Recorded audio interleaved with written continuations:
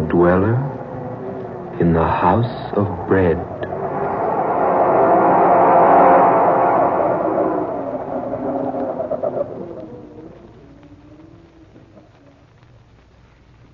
I'm Scott Bishop. I create fantasies for the radio. I write weird stories for magazines. I write books on strange subjects. Authors who do these things sometimes attract odd happenings. I don't ask listeners to believe my stories. I do not expect you to believe what I'm going to tell you now. As I was sitting alone at my typewriter one evening, plotting in my mind an outline for a story, my room was quiet. There was a soft, spicy odor of incense being wafted in from some other portion of the house. An organ was playing softly somewhere in the distance. That was when I fell asleep. And in my dream, I found myself alone high on a precipice, the highest in all creation, where I could observe with a naked eye all the far-flung wonders of the universe, where I could overlook that common clay that mankind calls the earth. And as I watched high on that vantage point,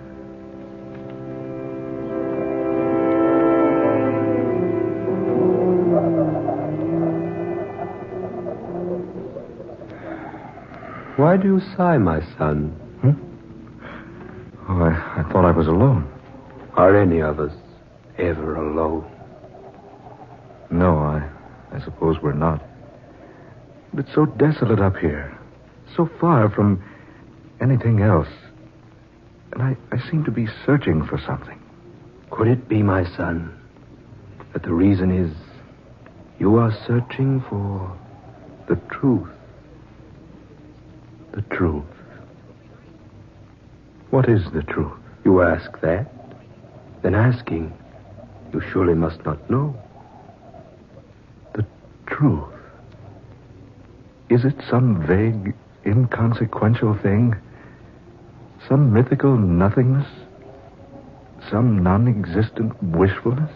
Truth, my son, is neither inconsequential, nor vague, nor mythical. If I could only believe that. You can believe it, if you will. Can one believe something he's never seen? Perhaps. You think me a cynic, don't you, sir? I haven't said I do. Nor have you denied it. My son, look upon me. What do you see? Why, a man. Like myself. A little older, perhaps. And perhaps wiser. I make no boast of any wisdom I might have. I am the way, and the truth, and the light. What was that?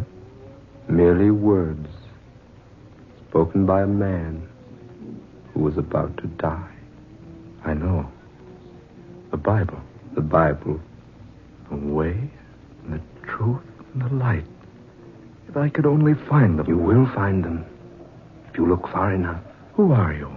I am just a man. What's your name? It is a very common name. You'll find it in any city directory or telephone book. Then why do you conceal it? I don't conceal it. My name is Word. I can't agree that it's such a common name. Nor could you agree that it is unusual? No. Names are such temporary things. You can say to me, my name is Bishop, and there is no way for me to know whether you are good or evil, religious or atheistic, learned or ignorant, an emperor or a beggar. But you've told me more about yourself than just your name. Have I? But haven't you? Just a moment ago you reminded me that your greater age has made you wiser than I. Well? If you're so much wiser, perhaps you can tell me where to find what I seek. Where to find the truth? The truth. The light, peace, happiness, contentment. All those things man wants so eagerly, yet seldom finds in sufficiency. He only fails to find them, my son, because he is blind to them. Then they are real? They do exist? I have said that they do. Then I beg of you to help me find them. I beg of you. That, my son, I cannot do. For it is given no one to help another find those things which you seek. You must search them out in your own way. You must exert your own efforts in discovering them. But can't you tell me anything? Anything at all? I would like nothing better than to disclose everything to you.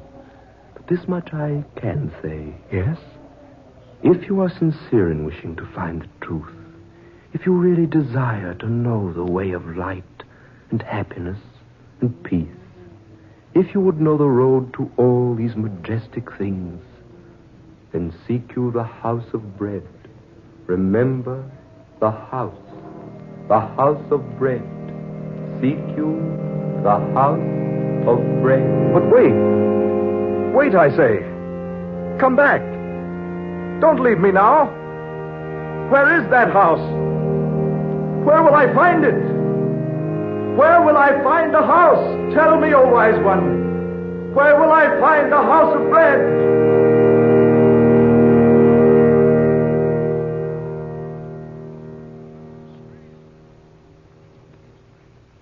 I've already told you I was dreaming. I make no secret of that. At first, I didn't tell my dream to anyone.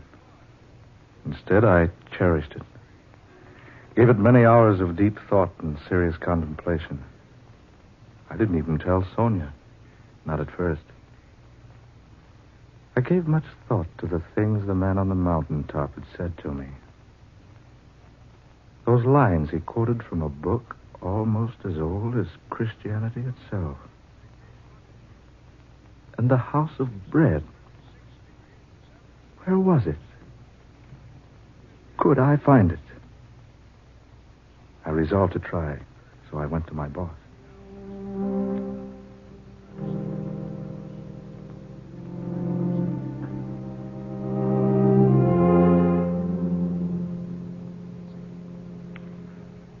Are you trying to tell me, Bishop, that you're leaving? Regretfully, yes. But your work, your future. I wonder, sir, if there is a future. Well, Bishop, what in tarnation's come over you? You've got a great future. Your books are selling like peanuts at a circus. Here's a wire from fantastic periodicals. They want a contract for a series of 12 short stories about the supernatural. That's $3,000. $250 apiece. That's not hay. Oh, good Lord, man. Are you out of your mind? Why, think of the years you've spent building up the reputation you've got. Think of those years you studied Greek and Latin and philosophy during the day and wrote cheap, sensational nonsense for the pulps at night to earn your education. And think of the trunk full of rejection slips you got from the slicks before you made the grade. Think of the money you've spent on travel and research. That's just it, boss. I am thinking of all those things. So what? So I've worked hard and maybe I'm a success. Who can say? Maybe you're a success. Maybe you're a success. Well, if you do leave, where are you going? I'd be glad to answer that if I possibly could. You mean you won't tell me? I mean, I don't know. Bishop, I'll tell you what I'll do. You take a vacation. Yeah, that's it. A rest. A week, 10 days, 2 weeks. Take as much time as you like. Then, when you come back, boy, you'll feel better. I don't think it's going to be that easy. Oh, Bishop, what in the name of heaven's come over you? Don't you think you at least owe me an explanation? Yes, I guess I do. If I owe anyone an explanation, it's you. Well, some satisfaction in that, at least. Well, it's like this. It all happened about 3 weeks ago, out at my study. I had a story to write for the radio, the Egyptian mummy thing. While I was trying to come up with a reasonable plot, I drifted off to sleep.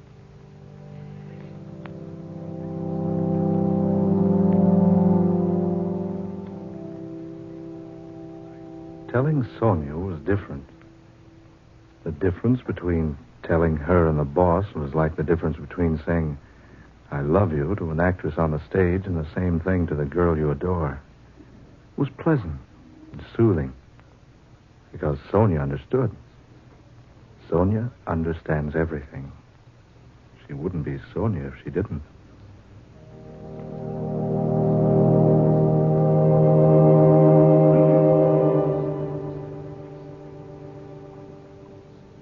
So that's the way it is, Sonia. Well, my darling, when are we leaving California? Scott, you look so strange. Didn't you think I'd want to go along? But, Sonia, you want to seek it, too? What better thing could I do? Yes, I might have known you'd wish to go along. Do you mind so much? Mind? Well, no, of course not. But the journey may be a long one. I love long journeys. And a difficult one. I've always been used to difficulties. It may take us to far-off places. But I adore far-off places. And it may end only in disappointment. Haven't we shared many a disappointment, Scott? Yes, indeed we have. I can think of no one I'd rather make the journey with. Thank you, darling. When do we leave? Well, whenever the house trailer's been remodeled and the car cylinders have been ground. Where do we go first? I don't know for certain. It reminds me of Sir Galahad looking for the Holy Grail. Did he know where he was to begin his search? More or less, I suppose. Well, do you know where to start looking for the house of bread?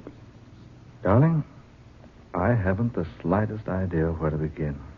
Dearest, what do you suppose the man named Word meant by the house of bread? Yeah, I've asked myself that time and time again. Surely not a real house. No, I think not. Sonia, that phrase symbolizes something. But what? Well, perhaps we shall find out someday.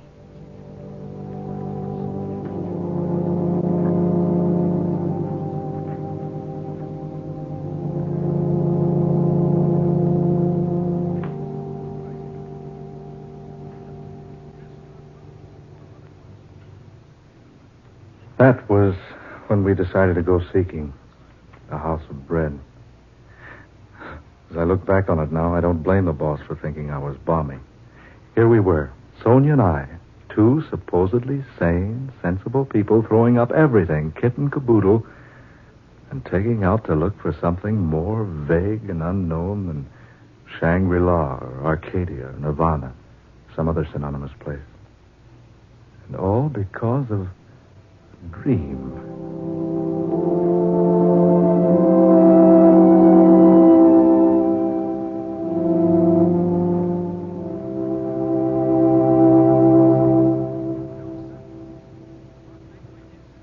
So we had the house trailer remodeled and the automobile repaired, and we drew our money from the banks and started out. It was the 21st day of May, my birthday, about 6 o'clock in the morning. I gathered up the morning newspapers on the way out of the house, breathed in some of the fragrant California atmosphere. Sonia wanted to stop at the used bookshop on Pacific Avenue, so we drove through the spacious Long Beach streets until we came to the place opposite the post office.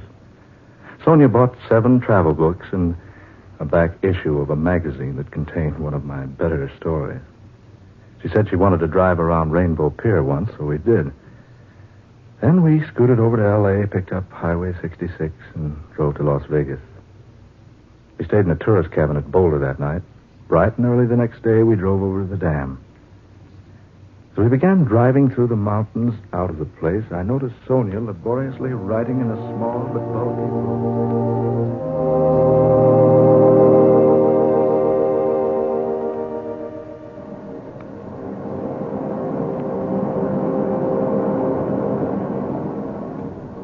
What's that, dear? A 5-year diary. I thought we should log our trip. Perhaps we'll assemble enough material for you to write another book. If we log our trip, my sweet, you'll have to do it. Me, I couldn't write an IOU with a pencil. Oh, I've already started to keep it, Scott. Here, listen. May 21st. We left Long Beach at 7 a.m. and were out of Los Angeles by 10:30. The trip across the desert was uneventful, but quite pleasant, and we arrived at Las Vegas, Nevada, around...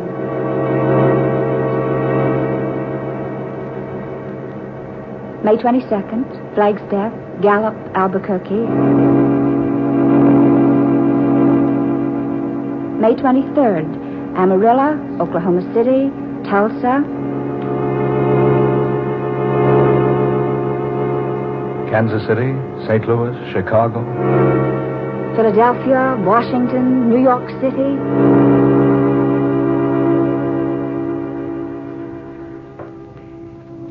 May 30th. We sailed today from Pier 17 for London aboard the SS America. As we stood at the ship's rail together, Sonia and I, we wondered just why we decided to leave the good old United States behind. Did something tell us our goal was far beyond the sea?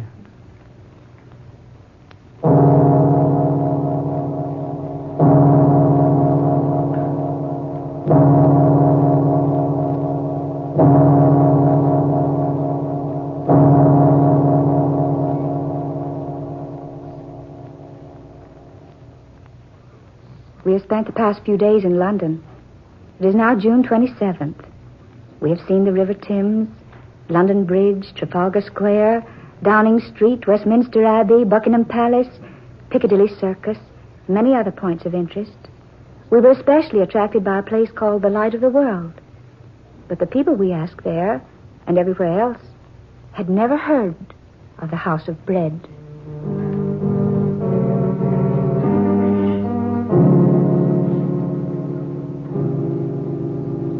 July 16th. We're about to leave Paris for Madrid. Sonia and I sought diligently in this city of pleasure for the place the man called Word named to me. We searched everywhere. The magnificent Bois de Boulogne, boulevards, everywhere we could go. We did Eiffel Tower and the Louvre and Cardinal Richelieu's Palais Royal, the Cathedral of Notre Dame, Grand Opera House, the Arc of Triumph. Then we were attracted to the Place de la Concorde, which is called the Place of Peace. And we thrilled for a moment because we thought our search was ended. But when we asked about the House of Bread, folks only laughed at us.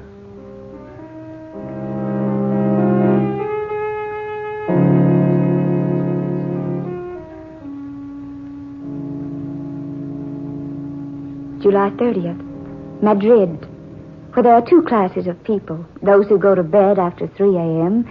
and those who get up before 4. No Spaniard had ever heard of the House of Bread.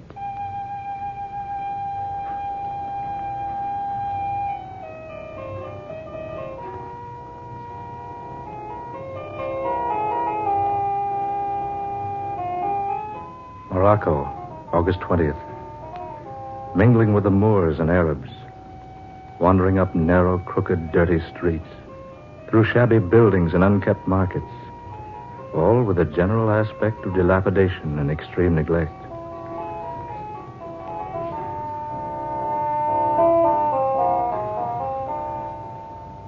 Tripoli, September 15th. Sponge fisheries, ostrich feathers, gold, ivory, rugs, and the ruins of a triumphal arch erected to Marcus Aurelius.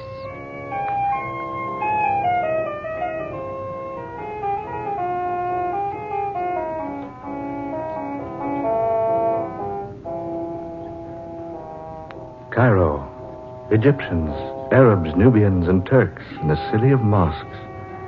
High stone houses, barred windows, stately turrets and domes, rising above the surrounding dirt and squalor. And the temple where tradition has it that God talked with Moses. No encouragement here either. The house the man Word spoke of is unknown. It is late October.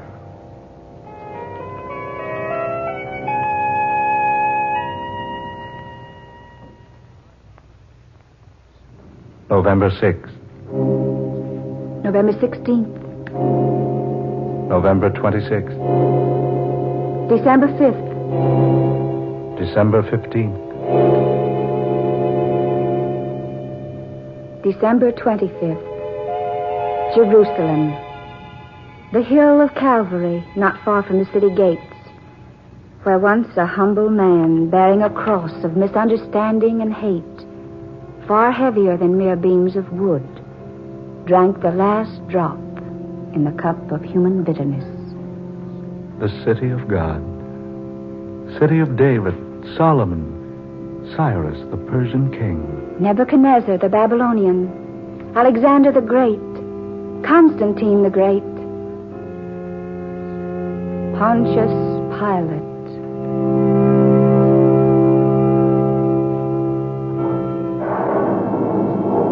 The storm swoops down. Rain begins to fall. The newborn stars are hidden, all save one. There's one star to the east, quite close by. Scintillates through the gloom, through the downpour. Sends out its rays and engulfs us, enfolds us, becomes almost a part of us. And Sonia writes that we must follow the beam it sends pounding vigorously earthward.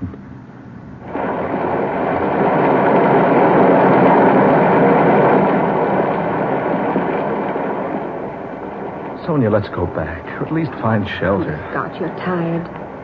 We've tried to find shelter. It's strange. The lodgings are completely filled. Then we'd best go back to Jerusalem instead of wandering about here in the darkness. Here. There's some sort of a shelter here, Scott. Let's step inside a moment, shall we? All right, dear.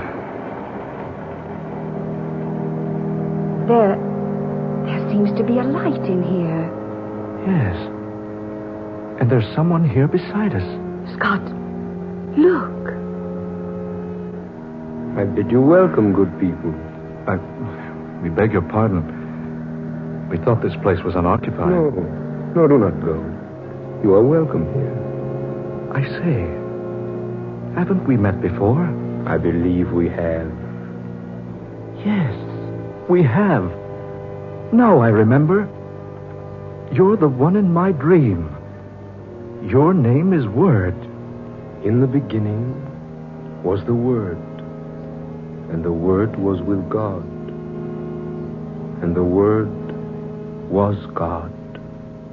The way and the truth and the light. I am come, a light into the world, that whosoever believeth in me shall not abide in darkness. And the way and the truth and the light. And lo, the angel of the Lord came upon them, and the glory of the Lord showed round about them, and said unto them, Fear not, for behold, I bring you good tidings of great joy. For to you is born this day a Savior, which is Christ the Lord. Be not afraid. Have you not been told, Seek ye the Lord, and he will not be scornful unto thee? Here in this humble manger, you were born. 2,000 years ago. Verily I say unto you, I am with you at all times, in all places, even unto the consummation of the world. Then this is our answer. This is what we have been seeking so earnestly. Because you have seen me, you believe. Blessed is he who has not seen me and still believes.